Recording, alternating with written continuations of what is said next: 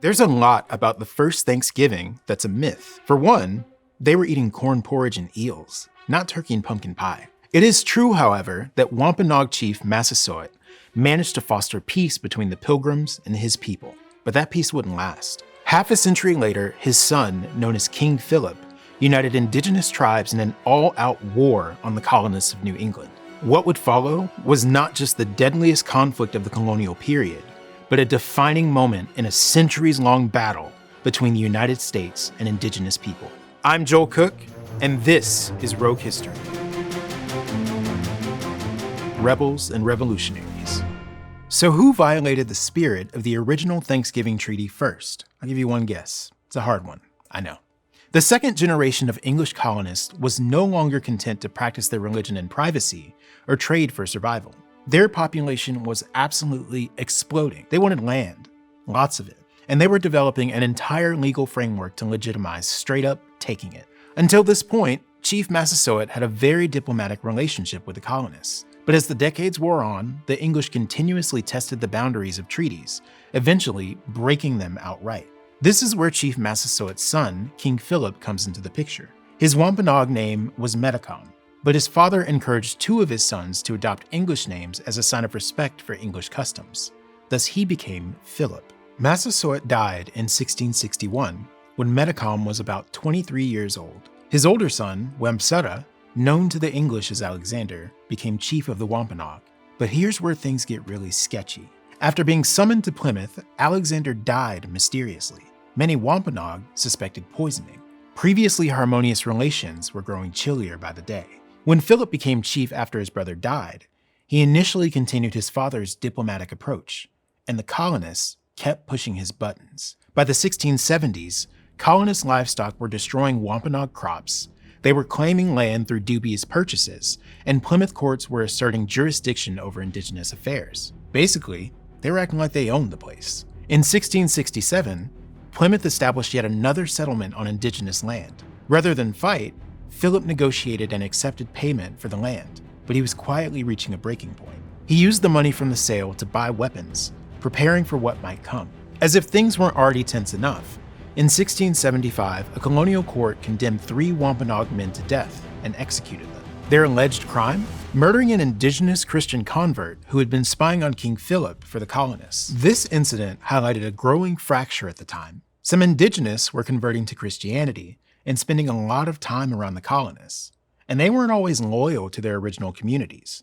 Remember that. It'll be important later. For the Wampanoag, the execution of 3 of their own was the final straw. The Wampanoag had their own law and order systems, their own way of punishing transgressions. The colonists really thought they could just kidnap their people and put them to death with no consequences? Philip hit his limit. He believed that coexistence was no longer possible. The total subjugation of indigenous people was inevitable unless they fought back. Of course, this war was preventable. Even the English Parliament warned the colonists that they wouldn't support a war, and cautioned them to practice restraint. Just seemed like an unnecessary hassle. But in an early sign of things to come, the colonists chose to operate, shall we say, independently of Great Britain. They felt they could handle this little rebellion on their own. How hard could it be? Philip understood the importance of building alliances across tribal lines, something that had never been done at this scale against colonial aggressors. His coalition eventually brought together the Wampanoag,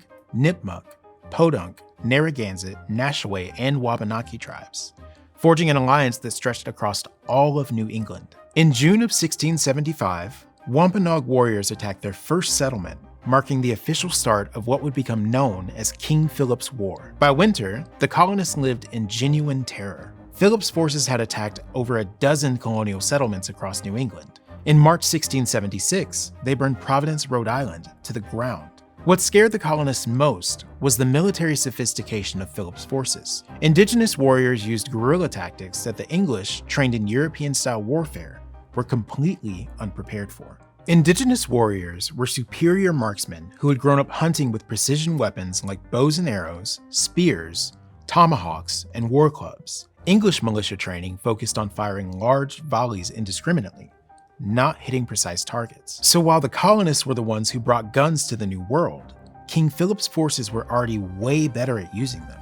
Indigenous forces would appear, strike, then vanish across rivers after destroying bridges behind them, leaving the colonists stranded while the Indigenous taunted them from the far shore. As one Indigenous warrior mocked the English, "They always keep in a heap together, so it is as easy to hit them as to hit a house." The Battle of Bloody Brook perfectly demonstrated both Indigenous tactical brilliance and English overconfidence. As the story goes, during the battle, a bunch of colonists were traipsing through the forest when they stopped, set down their weapons, and started picking grapes. I literally cannot make this up. They were ambushed and slaughtered by about 700 Indigenous warriors lying in wait. King Philip's War was the deadliest conflict of the colonial period in terms of the percent of populations that were killed. Casualty rates of this magnitude wouldn't be seen again until the American Civil War. And for a good chunk of it, the colonists were suffering most of the casualties. If they wanted to stay alive and stay in New England, the colonists needed to get it together. No more missing every shot, no more huddling together out in the open, and no more stopping for sweet treats. And if Philip was going to coordinate between tribes, they needed to coordinate between colonies too. The winter of 1675 marked the turning point. English forces from Massachusetts and Connecticut finally got on the same page and attacked an Indigenous fort. The fighters were elsewhere, and the colonists killed a bunch of women, children, elderly, and wounded people. But what was clearly an atrocity even by the standards of the day gave the English momentum to keep fighting. They also evolved. Remember the Indigenous Christian converts from earlier? Well, the English did, and they asked for their help. Colonial commanders began fielding mixed units that combined colonial soldiers with Indigenous allies who understood the terrain and guerrilla tactics. The results were dramatic. As one Puritan minister put it, "Where Indians are employed, there hath been the greatest success, if not the only success." By summer 1676, Philip's forces were exhausted and scattered. Then came personal tragedy. Philip's uncle was killed, and his wife and their young son captured and sold into slavery. Philip's own bravery and resolve had been the backbone of this struggle.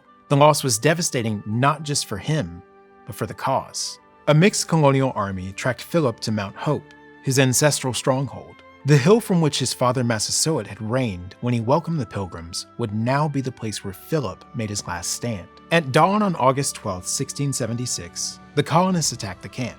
Philip grabbed his gun and rolled down the hillside into the swamp, where two colonists waited.